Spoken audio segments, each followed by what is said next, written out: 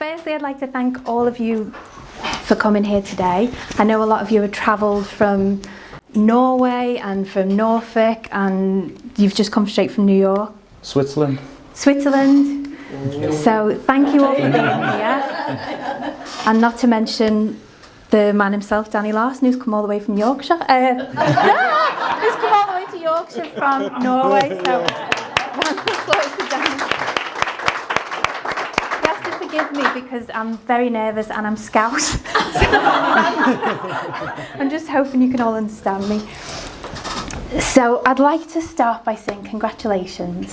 Thank you very much. The show looks absolutely incredible. You must feel very proud. Or how do you feel being here, finally seeing it all come together after so much work? Well, I've been here now for a week. And since the first moment I walked into the gallery, I've been trying to realize that it's not like it's actually reality. I still don't really get it. It doesn't look real to me.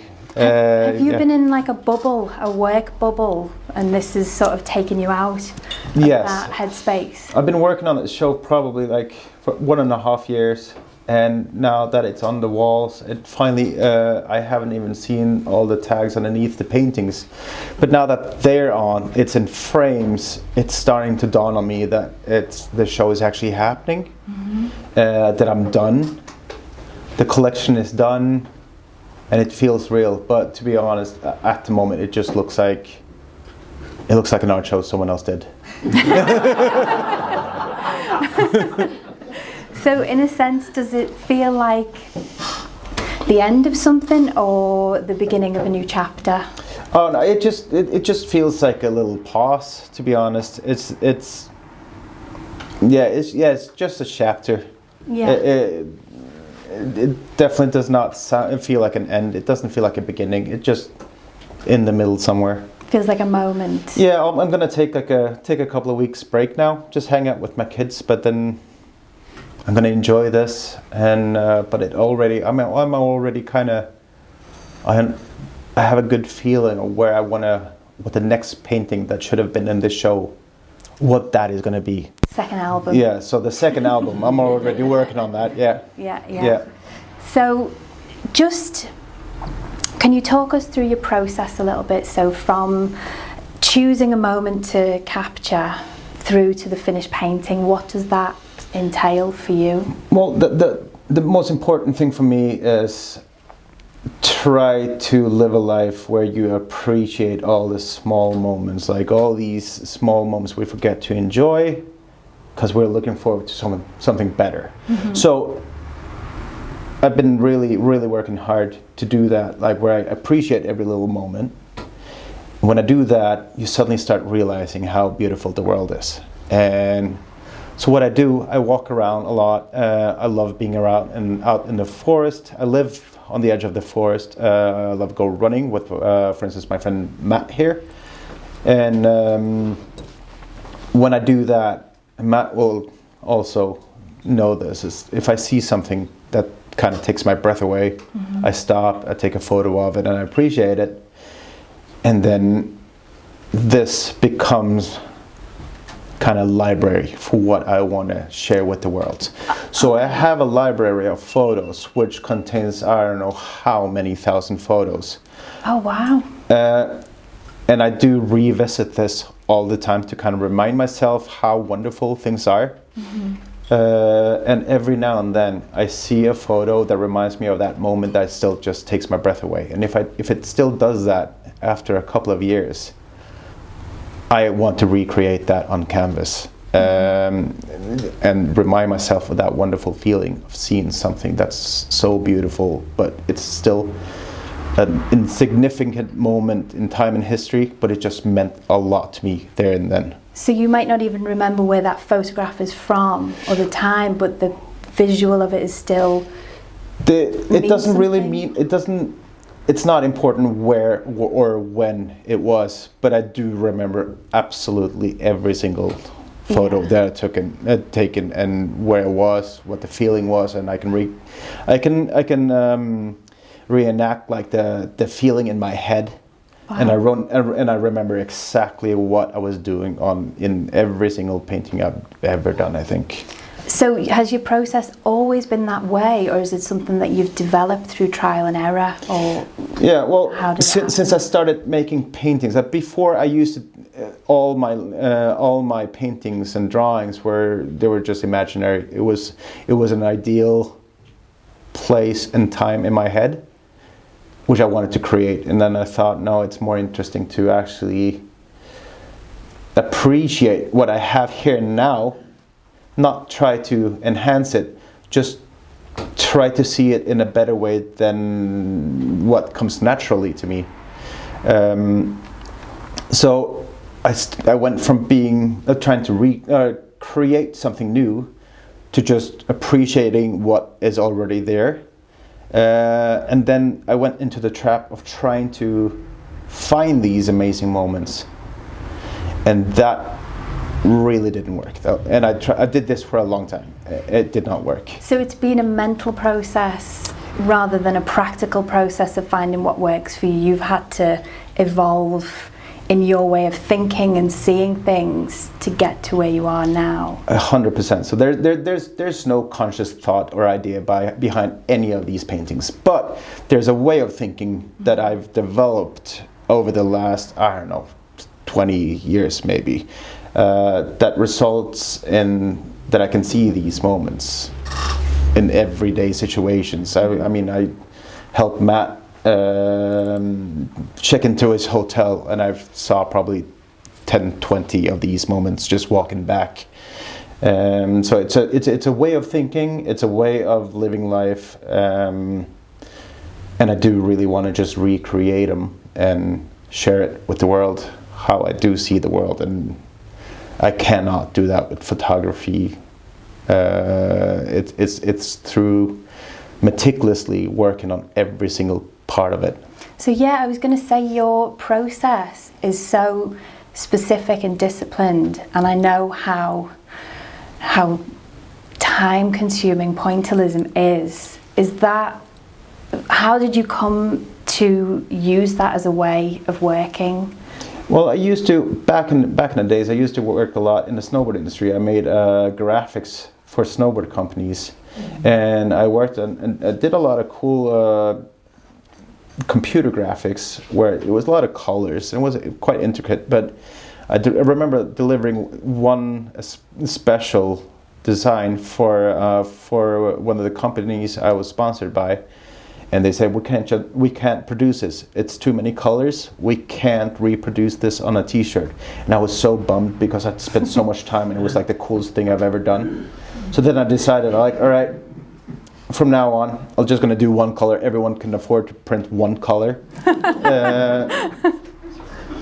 So I just like, but how am I going to recreate fog with just one solid color? And that's how I kind of figured out pointillism. And it was not until way later that I figured out that it's a well-known way of drawing or painting. So you just came to that. I invented it just a couple of years after everyone else invented it. Yeah. You've said that every dot is a conscious moment of joy, which is a beautiful way of describing, you know, being in that moment. And when we see you in the film that Matt's made, you appear to be in an almost trance-like state. Yes. Is that something that has evolved over time? Have you always had that patience, and has it always been like a meditation for you? Is that something you've had to work to get to? Yeah, now it's easy. Yeah, absolutely, it wasn't before. It was really difficult. Now it's, I mean, this morning, I woke up at 5:30 this morning, just because I was so anxious to get here, or so excited to get here, because I was going to finish the painting that's in the corner there. Yes. By the way, this painting over here, Danny brought with him in his bag this week. Like, not wrapped or anything, just, oh, I've brought this with me as well. Do you have an easel? I need to finish it this week. And so we've had the pleasure of seeing him finish this in the office upstairs. And yeah, so it was finished, I think, 9 o'clock this morning. I've been here. I've been anxious about the show. It's my life is I walk down to my studio with my dog. I don't see anyone except for my friend Tim, who works in the same building, and I sit there and I work with these paintings from, I don't know, 8:30 until 4 o'clock every single day. Do you ever look at the clock, or does that time just go? I have an alarm on. That tells me that I have to go and get the kids from school. But it's so wonderful to get to do it, and it's so amazing. And I've been here, and there's been a lot of people, and there's been seen a lot of friendly faces. I get to talk with a lot of amazing people. But we're also preparing the show, and we went from stuff has been on the walls, but we still had to prepare the whole show. Yeah. The show wasn't even finished from my side with the painting, but I got to sit down and finish that, and it was just like a storm calmed down in me, and it felt absolutely wonderful. Has that been a comfort, being able to do that here, because that's how you find your sort of peace of mind? Has it been soothing in a way to be able to paint while you've been here? I think it's necessary. Yeah. So now that the show is over, well, not over, but it opens tomorrow. But now that I've finished painting the show, I'm already carrying in the pocket of my coat. I'm working on an etching that I have in the pocket of my coat. I have paper with me. So I can at least sit down, and it's such a comfort, but not in a distracting way. But it's just something I get to do, and it's such a luxury. Yeah, it's a tool you can utilize whenever you need to. Yes. In a way. Yeah. So you've mentioned snowboarding earlier. How has it been to go from one profession, which you were extremely successful in as well? How has it been to go from that to being a full-time artist? Was it a gradual progression, or was there a lightning bolt moment, or what were the circumstances that brought you to here? So I was a professional snowboarder, and got to the point where a lot of companies were offering me signature products, so kind of like obviously not on the same level, but like a Air Jordan for Michael Jordan. So I had shoes and clothing and all stuff like that, and then I started enjoying that process of actually designing all these products more than actual snowboarding. So I kind of knew that I was moving in that direction, but then my wife got pregnant with our first child, and I called up all my sponsors and said, "That's it. I'm not resigning any contracts. I'm done, because I want to be at home with my child." So I kind of gave up all of my income, my whole career, bought a house, got a kid, and realized, fuck. What do I do now? So it was gradual, but kind of very decisive. It's a very, very on-off switch when I realized I do not have any income at all. So So I had to work a lot. I worked probably I don't know. If I didn't sleep, I worked. And I did that for a long time. In commercial sort of graphic stuff, or just anything that you could do at the time? Well, I started off as an illustrator, because that's the first thing I realized, this is how I can make money, and that was where I had my experience from the snowboarding world. That was illustration. In snowboarding world, we don't call that illustration. Artwork, graphic design, illustration, it's all the same thing. We in snowboarding world, we appreciate this as the exact same thing. So when I started, there was no difference for me of doing graphic design, illustration, or actual artwork. So, but I started and I worked in this style, and it was really hard trying to get people to believe I could actually finish drawings for them in time, because they're like, well, you're going to do this all in dots. Like, yes. like in Photoshop, no. So yeah, I just did not. I kind of made it, but it was such a struggle. So I just, like, you know what I love is to make art. So I'm just gonna, I'm trying to make this happen. I'm gonna rather start doing a little bit more art, and then I'm gonna release some prints. And then I started working with what turned out to be Scandinavia's first 3-star Michelin restaurant. Oh, of course. And there's the book that your illustrations so it started quite early, actually, in my illustration career, where they asked me to do basically all of the artwork for this restaurant, and they're like, goal to go from 2 Michelin stars up to 3. So I got to be part of that evolution, and that kind of they did not want to tell me what to do at all. They just said, you do whatever you want. That's amazing. Yeah. So I did a lot of artwork for their different VIP rooms and stuff like that, and I did like wallpaper for the restaurant, and it kind of opened a world where I could do just a gradual transition from illustration to artwork. Yeah. Yeah. And then from there, I was invited by Skov, my very good friend Skov, who's also represented by the gallery standing over there. Skov, I can see his hand. Yeah. I was gonna ask you, how did the relationship with RedHouse come about? So, and it's thanks to Skov. Oh, it's all thanks to Skov. The Skov and I've known each other, I don't really know. It's very, very unclear for me how long I've known Skov.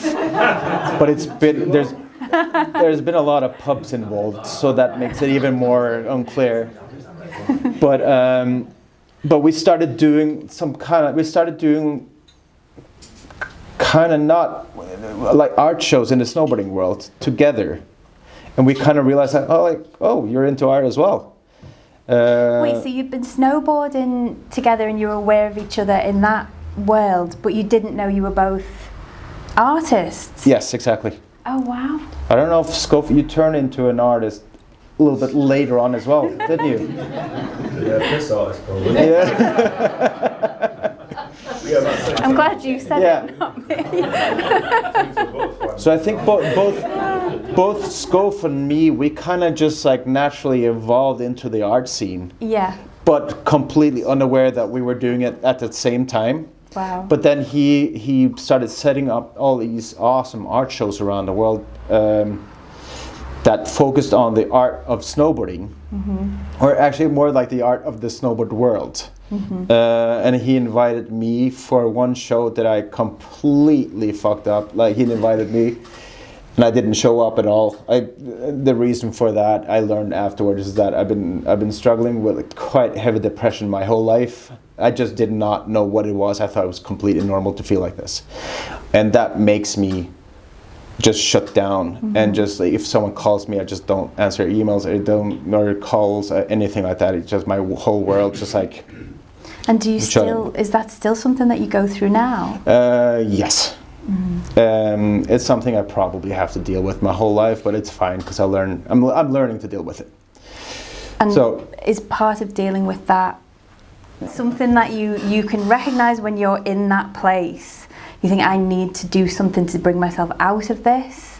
Well, and I have the tools to do it, or do you just stay in there until you kind of? No, it's. I'm sorry, I'm trying to understand. What I had to do is I had to learn how to see the world. My natural way of seeing the world is not something you kind of want to. That's not the way you want to live life. So I had to do a conscious decision to see the world in a better light. Right. The way I discovered that, I was sitting in an airplane flying from the US. I was hungover as hungover can be. And I had the worst day in my life. And I'm like, if this plane could just crash now, I would be so happy. It would be so wonderful. Oh, wow. And then And I started like thinking about it. I'm like, well, obviously it's just because I'm hungover, but what is it really that bad? Like, what is the actual feeling that's so bad? And I tried to pinpoint it, and I'm like, is it the headache? I'm like, oh, there's definitely a headache there, but like when I think about it, it's not that bad. And it's like, do you feel uneasy? Like, yeah, but uneasy about what? I'm like, not quite sure. And then I suddenly started realizing the closer I look at it, the more I try to pinpoint it, the harder it is to recognize it. So then I started realizing, like, okay, so maybe I can just try to figure out, okay, you have a slight headache, but does it really feel that bad? I'm like, no, not really. Can you also convince yourself that it doesn't feel that bad? Yeah, I can. So then I started doing that with like everything, and that's how I came into this way of thinking about life that resulted in all these paintings, where I do want to see. I mean, I walk by these places all the time. It's easy to ignore them. Yeah. Instead, I decided to like, can you choose to see the beauty of it? Yeah. So yes, that's what I started doing, and that's not easy at all. That's something I really have to fight. It's a really strong-minded will to be able to do that. Yeah, so there's the conscious side of my head. That the conscious side of my head has to tell everything else in me, like, no, you have to take the time and do appreciate this. And it's the same when I do art, because I do absolutely love it. But if I start focusing, which happens really fast, if I start focusing on the end results, like for instance a show like this, or just a finished painting, I lose that joy. And then I have to remind myself that no, you actually get to sit down and paint this, and you have to really, really appreciate every single dot that you put. And that is also why I paint in this way, because every single dot I have to kind of appreciate and love putting there.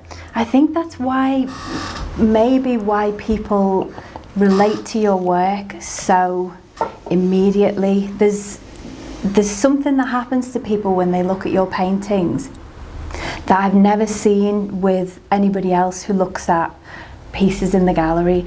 There's a connection there, an immediate connection, but they go into the painting and they can see themselves looking at that view, or at the end of that street, or in those woods. And I don't think it's just because it's landscapes that we can all relate to and it's beautiful.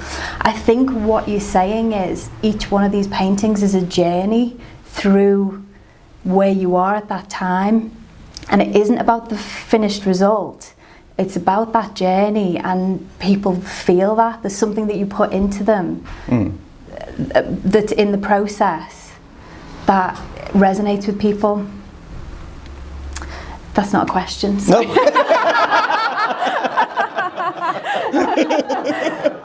Oh, thank you. Yeah. But anyway, thanks everyone for coming. So what fulfillment do you get from, I mean, I suppose you just answered that in a way. What fulfillment did you get from snowboarding? Because they're so different. What was the thrill or the fulfillment that you got from snowboarding that is different from art? It's weird. We've been talking a lot about this, Matt and I, when we were out on our runs, and we both, because Matt is also a very, very good snowboarder, and he's also. We're going to speak to Matt in a little while, by the way. And we've been talking about, like, what is it that we enjoy so much? It's definitely the flow zone, or as we in the snowboard world often refer to it, hollow head. Okay. Yeah, and it's the feeling of just moving along with whatever's happening. You don't think about it, you just move along. So when we snowboard, there's no way you can kind of, okay, now I'm gonna ride down to that jump and I'm gonna jump, I don't know, 20 meters down that mountain and do spin flippy stuff. You just do it. You'd go with the landscape. Yeah, and you just do it. You don't think about it at all. And it's the same with artwork. Yeah. You do it in the exact same way. You just flow with it. But so what we've been trying to figure out is what comes first. Is it our love for the flow state, Or is it that snowboarding is a tool for us to achieve the flow state? Yeah. So we've been trying to figure out like that, like what comes first, because snowboarding is obviously fucking fun. But is it the flow state we actually are, that's what we're really in love with? Yeah. And I have that same thing for art. Yeah. Yeah, it's the same thing. I lose all concept of time. Yeah. People ask me, how long does it take to paint one of these paintings? I have no clue. Yeah. I just paint and I really enjoy it. And it's the same with snowboarding. Like, suddenly I just realized I've been snowboarding for, I don't know, like 10 hours, haven't eaten anything, and I'm starving. So it's different means to the same result. That's what I think. Yeah. Mm-hmm. So if we can just bring Matt into the conversation. Matt has made a film of Danny at work. I haven't seen it yet. I don't know. Did you get to? No, Danny hasn't even seen it. I haven't even seen it. So he's in for a surprise. Yeah. We've seen some teasers and some snippets. To be honest, Really? it's not a movie about me at work. Okay. No. It is it is a movie that tackles a lot of the same stuff that I tackle in my paintings. So Matt and I have spent a lot of time together in the woods. Sounds weird. It's not Doing normal stuff. Doing normal stuff. No, we run together.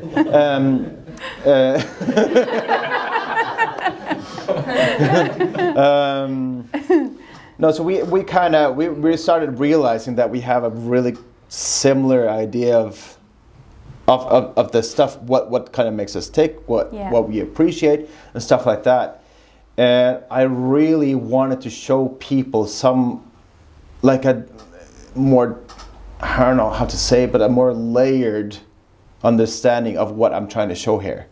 And I could not think of anyone better to represent a deeper meaning of what I represent in my paintings than through a film by Matt. And by the way, so Matt is a very, is a renowned filmmaker in Norway. Works mainly in the commercial side of things, but he has an absolutely fantastic eye when it comes to film. He's a great filmmaker and a filmer. What was it important for you to capture in this film? Yeah, I mean, Danny's work for me, is, you actually touched on it. When I stand in front of it, it's able to evoke emotion, and I think that's an incredible talent that he has. That that's not so easy to replicate in a still image And so there's something about the work that.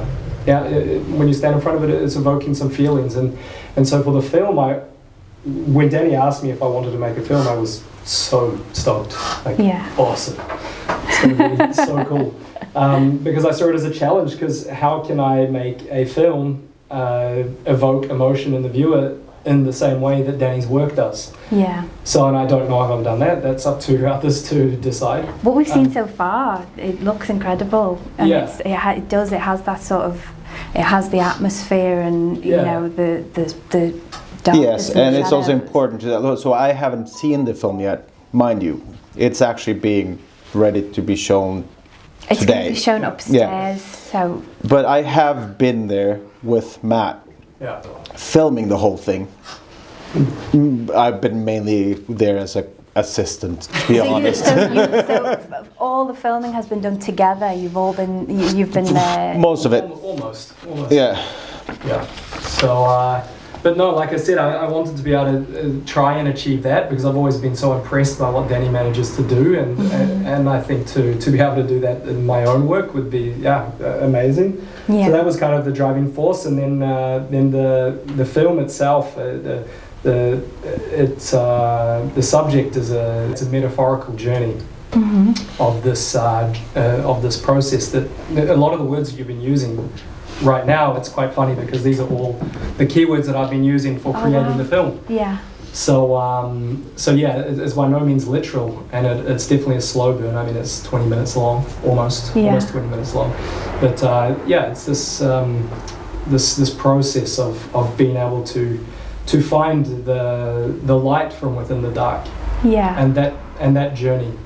And so yeah, and the part that you've seen, I used fog or mist to tell that story and show that journey. I thought that was real. Yeah, no, it is. It's real. It is real. So Of course what it does is. that do? How does that? Where does that come from in the That's woods? the magic of film. That's the reason why it shows them.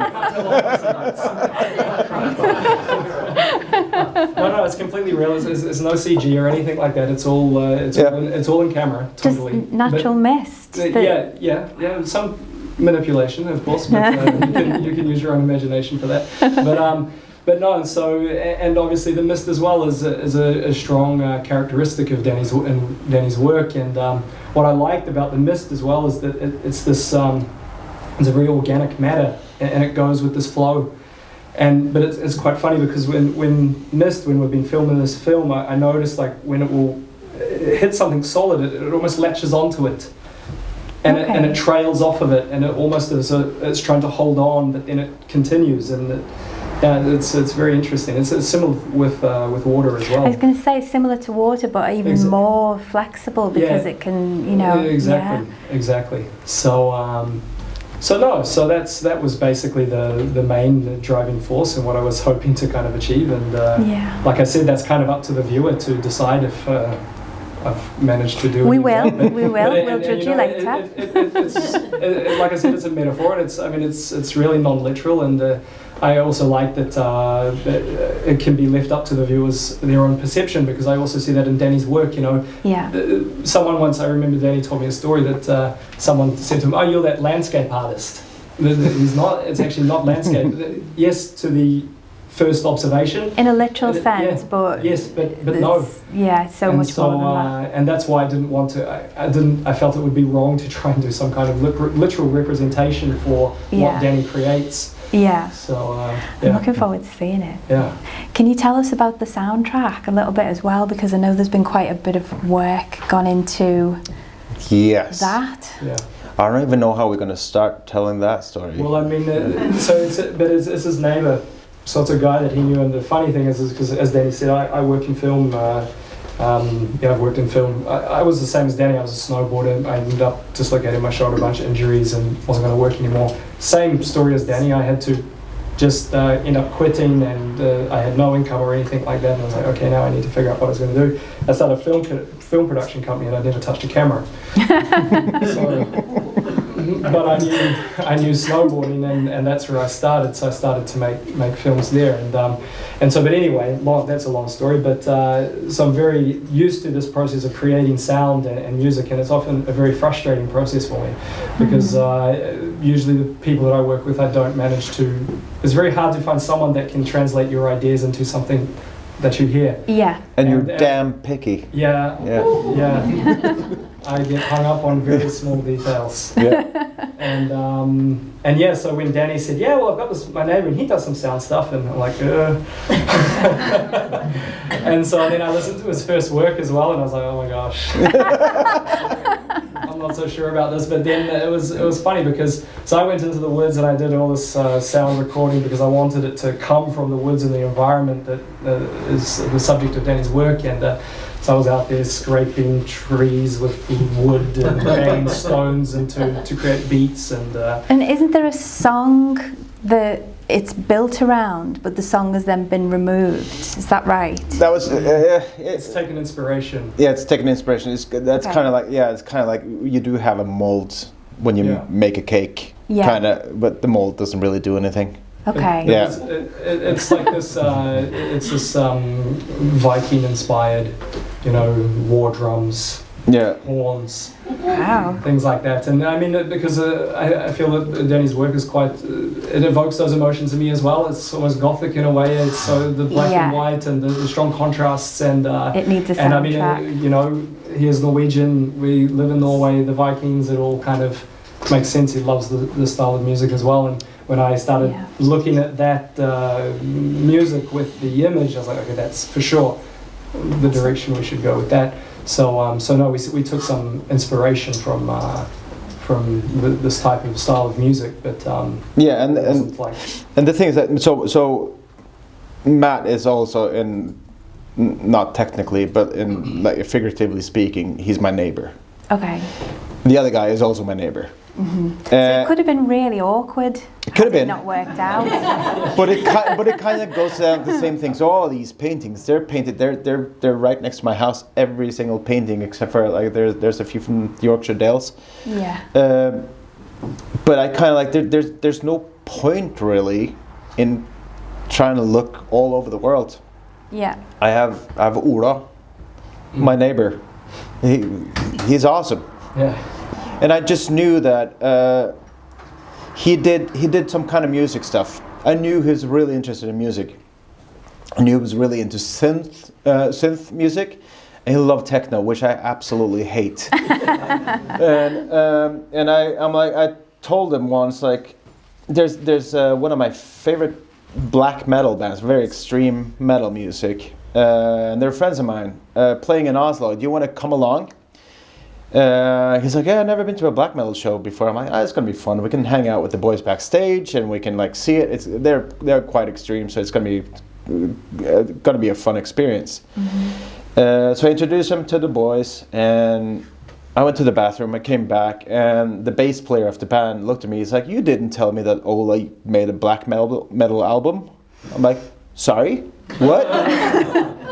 He's never been to a black metal show. What do you mean? He's like, no. He's made an ambient black metal album back in the early 90s. Oh, wow. And I asked Ola, which is a very nice dad. That's the easiest way to explain him. A very dad. And I'm like, is this true? He's like, yes, yeah. And I listened to it. I'm like, this is actually really cool. It's nothing I would really listen to, but there's something very, very. It's good. Yeah, it's good, and it wasn't music. It was more like just a soundscape, and it just had this amazing dark, mystical atmosphere. And I'm like, and I sat out with him, actually drinking gin tonics and watching the Northern Lights. It sounds kind of mystical, but that's what life is like in Norway. Are you a mystical person, to put it like in a really clunky way? A lot of your pictures have almost like a religious feel to them. You know, there's something quite spiritual, particularly the sky and the clouds. You can almost imagine there's angels with trumpets just behind those clouds. Yeah. Is that something that you feel? Are you a spiritual person or a religious person, or someone who believes in fate? And how does that? Yeah, yes and no. Yeah, I do believe in a lot of stuff. Like, I'm not religious in the traditional sense at all. I've taken active step to sign. I used to be a member of the Norwegian state church, which everyone kind of is. So I took an active step to sign out of that. Is that something you're just born into in Norway? No, it's when you're baptized, and everyone's baptized. So so I'm definitely not religious in the traditional sense, but I do believe, and I do know there's more to life than what we can see. And what makes, when you say you know, what makes you know that? Have you had an experience, or just something you know just in ignorance? Yourself? No, I don't really know. It's weird. There's there is like the top of your head understanding of things. Like, for instance, we know that the world is so and so big, but when you kind of know it with your soul and body, that is a very different type of understanding, and that, in my opinion, that's knowing. And it's stuff that I'm just not good enough with words. My head doesn't work that way, so I can explain it with words. You said that you wanted to be a writer, or if you couldn't paint, you would be a writer. Yeah, but in my opinion, it would be the same thing. But I'm, in my opinion, way better at telling that story with paintings than I am with words. Yeah. So it's kind of not like I don't have the answer to it. I definitely don't have the answer to it. But I think through my painting, I'm trying to discover it and kind of figure it out. But there is something kind of, I don't know, like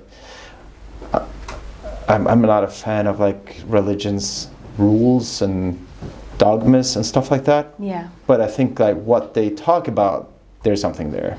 I think just for me, they got it wrong. The story, they just got it wrong, but like the message is good. Yeah. And I do really enjoy that part. All of the stuff that's common in every religion around the world, like be kind to everyone else and stuff like that. Yeah.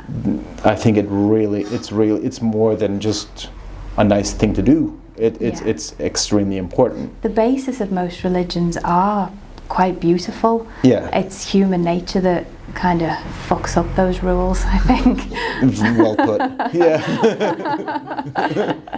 So just a couple more questions, and then if anyone's got any questions in the audience as well, it'd be really nice to hear from anyone.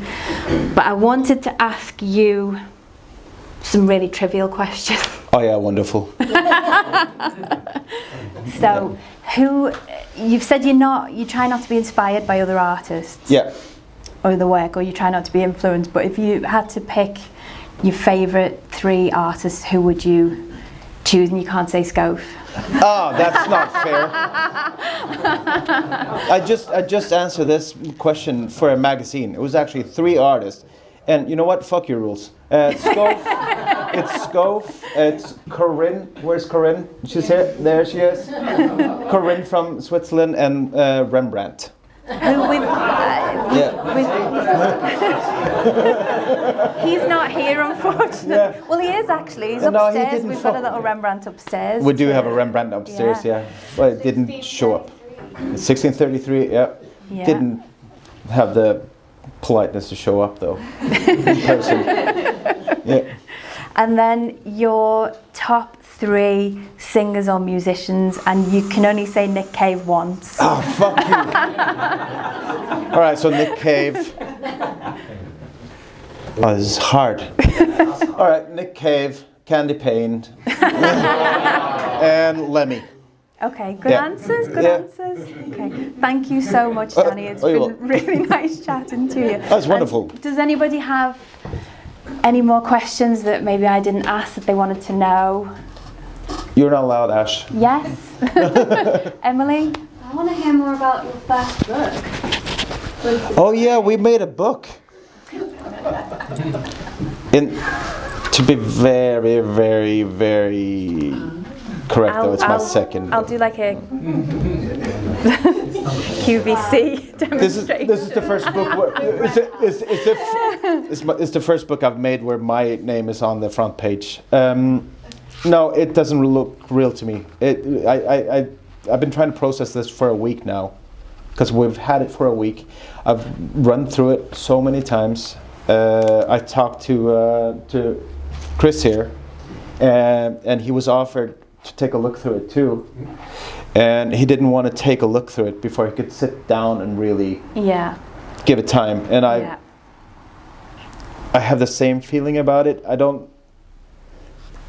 It's so weird to me that we sit there with a physical book in our hands, and I think it turned out great. How did it come about? Where did the idea come from? It was a drunk night in Oslo. It was Richard and me. We just talked about our love for books, and I just told him like there's no way that I'm not making a art book in my career. Yeah. And he's like, well, let's make it together. And I'm like, that's a very, very good idea. And then we've been actually talking. That was for that was walking home from our last show together, Head, Heart, Hand in Oslo, together with Scove. And it's been in the back of our heads the whole time. And then we just realized it's too good of a chance to let go. We need to make a book. And then we started talking like, should we just make like a little catalog? A little bit like, no, fuck it. Let's make a proper book. Something you like, something that really, really going to be proud of. Yeah, it's beautiful. Yeah. And the print that you've chosen to go with the book. Yes. Is interestingly a photograph rather than a piece of your one of your paintings. Why did you choose the piece that the picture that you chose? Well, it's a photograph, and it's shot with an analog old camera. It's an old, I think, originally Russian-made camera called a Holga, shot on a 120 film, which is not very used anymore. I mean, like we still have. You got digital cameras that obviously everyone uses, but then if you want to use a camera, you use 35 millimeter. But then you can go for the crazier medium format, which is 120 film. And then there's something about shooting with that camera, because it is so tricky to work with. You have no idea how it's going to turn out. It leaks light. It's a plastic lens. It's basically a toy. And it's a toy that it's my camera. It's taped together, and it just everything's just broken about it. And I'm like, if I should be able to use this piece of shit camera, but still create something beautiful with it. Yeah. It's a really beautiful image. It's interesting, the angle and the broken sort of log that you've chosen to focus on. Yes. Very, very powerful. So when I've shot many photos for this book. Most of them didn't turn out, because that's the story with the camera. The camera. Yeah, but this stood out to me. I don't know why. I don't really know why I chose this one. It just, but it was very obvious that that's the one. Yeah. And I was talking to Emily from RedHouse, and she was asking me like, why exactly that one? And I'm like, I don't really know. But when I do look at it, it does remind me very much of how things are not permanent. That something dies and becomes the basis of something new. Mm-hmm. And it was that continuous circle of life in nature that I kind of really liked. And she had a very interesting question. She's like, oh, kind of like a memento mori. Like, remember that you will die, which really focuses on that things are not permanent. But in my opinion, a memento mori is a little bit more about lower your ego. Remember, you're immortal. Mm-hmm. But this was more, in my opinion, like, things are not here forever. Enjoy the beauty of that. Yeah. Enjoy the beauty of what's the word? The impermanence. Impermanence, exactly, yeah. And also that there is no real ending when they go on to feed something else into existence. Yes, and this is just a transition. And this has also been the theme for the film that we've made. Yeah. It is, like Matt said, it's a long burn. It's a 20-minute long film, but that's not true, because there's no ending to that movie. It will loop continuously. Yeah. Yeah. So the last. It loops seamlessly. Yeah, it loops seamlessly. So the last shot of the. It's also the first. It's also the first. Yes. Amazing. Yeah, the sound just sinks through. So because the process starts again. I love that. That's excellent.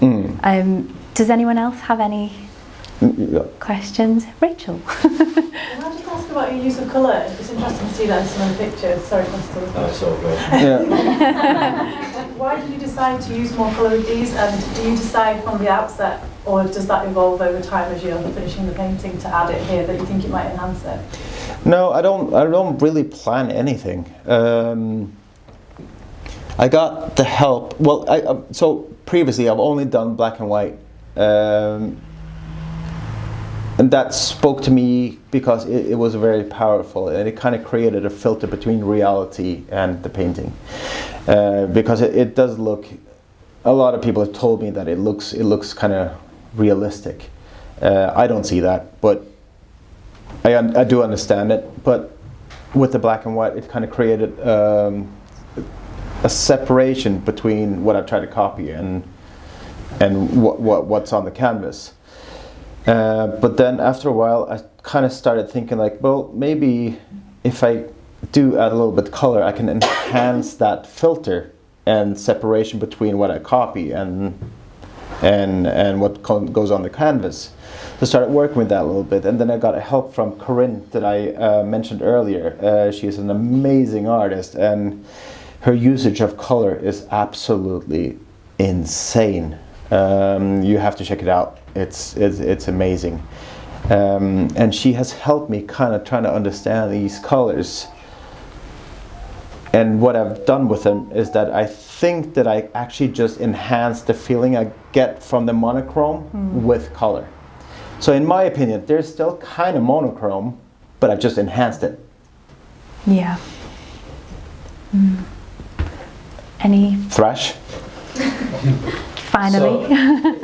Yeah, you're talking about the sort of like experience of the sort of timeless and eternal through snowboarding and looking at a really small postage stamp and doing dots on it, like, and that sort of giving you the sense of the sort of transcendent and divine. Mm-hmm. So my question is, like, how many angels could dance on one of your darts? 666.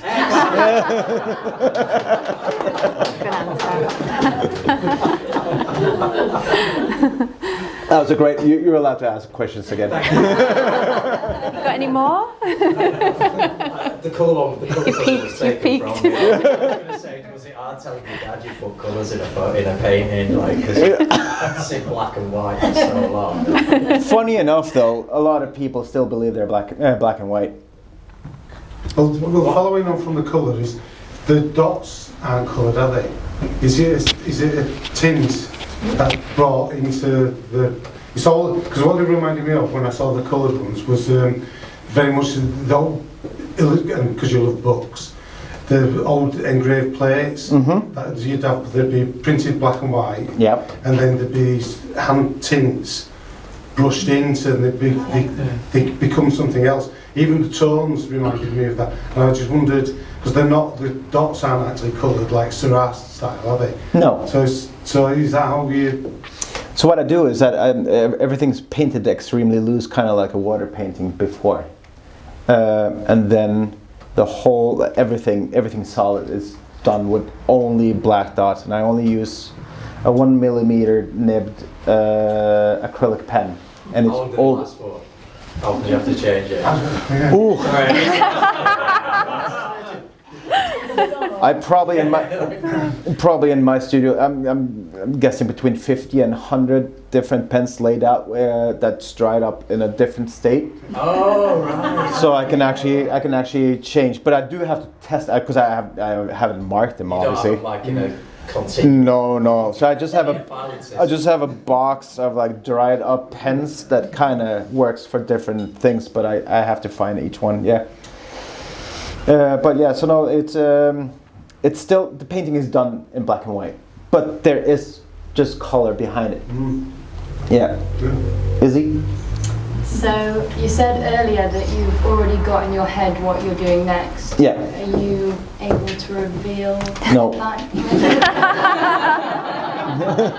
This show first. Yeah. But it is. I was asked if there's any themes to my shows. When I start out, no, there's no theme. There's no common idea. Each painting is supposed to live on its own. But so the next painting I'm gonna do is the natural continuation of the one I finished this morning.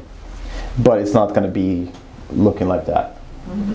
But it's the one, when I did that, it creates this kind of, it creates a feeling in me, what do I want now? It's kind of like after dinner you want dessert. So that's how it kind of pops up. It's the thing I want to do next. And I'm guessing, I don't have one specific painting I want to do. There's 10 different. And I just have to choose which one. But I definitely have a show in my head already. Yes. Is there any colour that's off limits now? No. Oh. Fluorescent pink, maybe. Never say never, though. Yeah. No, I'm allowed. I can do whatever I want, obviously. But I need to go gradually at it. And I can reveal the next color is orange. That's an exclusive. Maybe talk us through your titles as well, because having worked on the show with you, you do start off with a working title and then you morph it into something else, which is very challenging when you're trying to learn the title of your work. So for example, Bracket, the one that arrived literally on Monday. Oh, I love how you say that. Yeah. I cannot speak Norwegian. But you then changed it to On a Beautiful Day. So is the working title an element of the painting and then you assign the title next? Do you have to go back into that moment, back into that memory to choose the title? It's very, very, very seldom that I actually have the title before I've seen the painting for quite some time.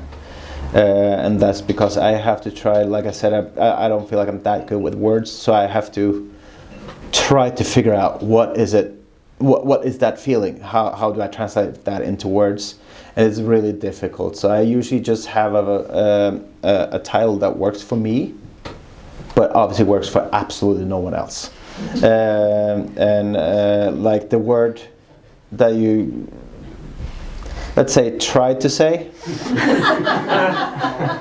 you're going to get a free pass on that because it's a word that I made up. I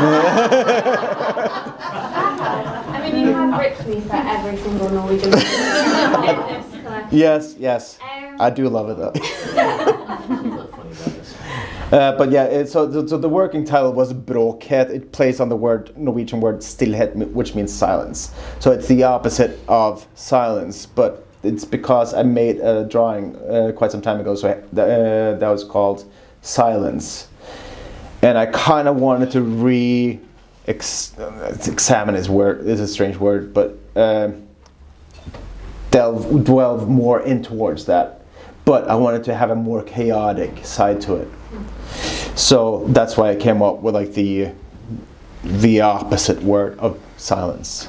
And I just made up a word, and I do love how you butcher it every time. I will continue to butcher them, don't worry. But then when I was done, the chaos that I wanted in it had disappeared for me, which was the intention the whole time. And then I had to sit there and look at it, and I had to kind of try to figure out what it meant to me. And Scove taught me a really cool thing, which he does in his paintings, is that just listen to music. Every now and then, pick up some things said in music, and it just resonates.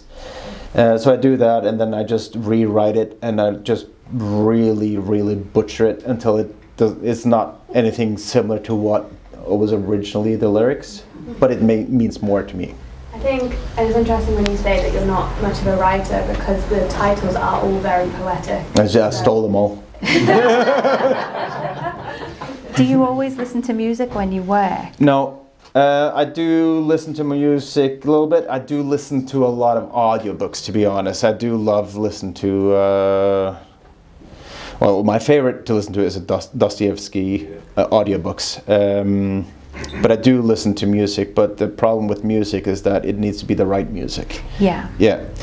So for this show, I've made a playlist just because I was dead scared of Richard putting on some of the music that he likes that I'm not as big a fan of. So if Richard was to choose some bad songs, what would they be to you? What would be the worst thing that he could have put on your playlist? It's not nice to say. There's a Manchester band that would be kind of horrible.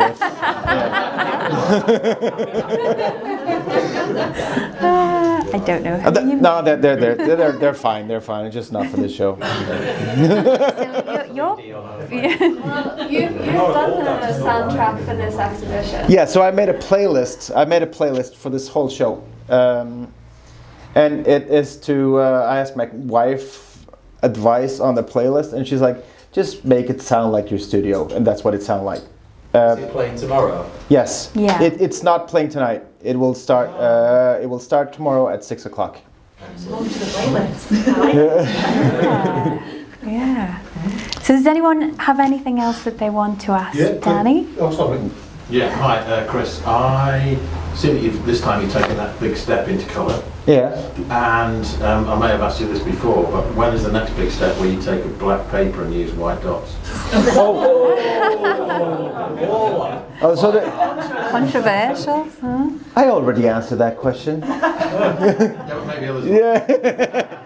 No, I've tried it, to be honest. I've done it. I've also there's a friend of mine in Norway who makes really amazing drawings where he draws it negative, and then he inverts it afterwards, and it creates a beautiful, beautiful effect. Is it the white dots aren't as white as black dots as well? No, it's actually that they're too intense.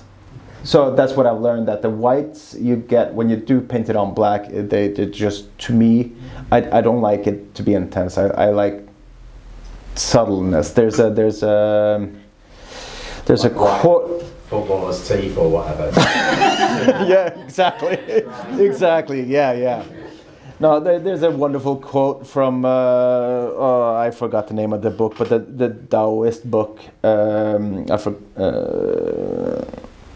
It doesn't matter, but the quote is too much color makes one blind, and I kind of have a feeling that's the thing with black background with white. It becomes so overpowering that it loses, you lose the kind of flow of it. Mm-hmm. Yeah. Anyone? No, with you mentioning Dostoevsky, Yeah. I thought it was interesting author to be listening to, because it's so psychological and so deep in terms of human personality and stuff. I thought it would be a really interesting guy to be listening to while you're doing, like mindscapes in a way. Yeah. So That's Dostoevsky, yeah. Yeah. Yeah, that's 100%, yeah. That's the name. Which is your favourite novel? By Dostoevsky, it's probably Brothers Karamazov. It's Brother Karamazov, just finished. I'm doing a podcast in Norway with a friend of mine, a philosopher, where we do basically all of Dostoevsky's books. And we just finished Crime and Punishment, which is a beautiful book, but there's something special about Brothers Karamazov. Yeah. Oh, by the way, that philosopher wrote the foreword in the book, by the way. Oh yeah, and you did Yeah. a really beautiful portrait of him as well. And that's the first proper portrait I've done of anyone. Yeah. Yeah, so you can see that in the book as Yeah. well. And the print that comes with the book is framed, is in the adjacent gallery here, so if anybody wants to see that. So if anyone has any more, or doesn't have any more questions, I think we should let Danny go and have a drink. Are you allowed to play out after? You're a good boy. Yes. Yes. Please. Can I just say, I'm fascinated to hear that Rembrandt is one of your three, because I don't want to put a damper on this, but I've worked in palliative care all my life, and your paintings for me are so spiritual. Yeah. And with Rembrandt, he had such an eye for detail that he actually painted his mistress, and she had a blue mark on her breast, which was the first signs of breast cancer. No way. Oh wow. That is awesome. Wow. Oh yeah, he is brilliant. There's no blue marks on the one upstairs. That you've seen yet? Oh, I have to look now. It's a black and white, yeah.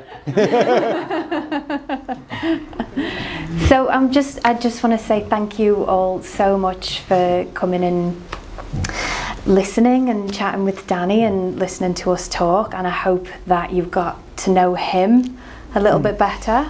And if you want to corner him, he's still going to be here for a little while, so if there's anything else you want to ask him. Yeah, absolutely. Yeah, headlock, Yeah. whatever you need to do.